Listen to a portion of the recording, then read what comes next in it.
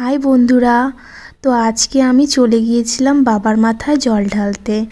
চলছে শ্রাবণ মাস। এই শ্রাবণ মাসের প্রত্যেকটা সোমবার খুবই গুরুত্বপূর্ণ। আর শ্রাবণ মাসের সোমবারগুলোতে বাবা ভোলেনাথের মাথায় জল ঢালা খুবই শুভ।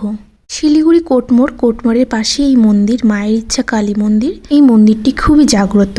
আর এই মন্দিরটি সকালে খুলে যায় আর 2টোর দিকে নাগাদ বন্ধ হয়ে যায়। তবুও এটা শ্রাবণের সোমবার চলছে, এর জন্য সারাদিনই মন্দিরটি খোলা আছে। তো এখন 2টো বাজে, তো 2টোর সময় পুজো দিতে চলে এসেছি। প্রথমে এই মন্দিরের মাকে দর্শন করে নিয়ে প্রণাম করে নিয়েছি আর তোমাদের সবাইকে মায়ের দর্শন করিয়ে দিই। বন্ধুরা, তোমরা যারা শিলিগুড়ির বাইরে থেকে এই ভিডিওটা দেখছো, অবশ্যই শিলিগুড়িতে আসে এই মন্দিরটা দর্শন করো। মাকে ভোগ অর্পণ করে মায়ের পুজোটা এখানে আমি সেরে নিয়েছি। এরপর আমি বাবা ভোলেনাথের শিবলিঙ্গে পুজো দেব।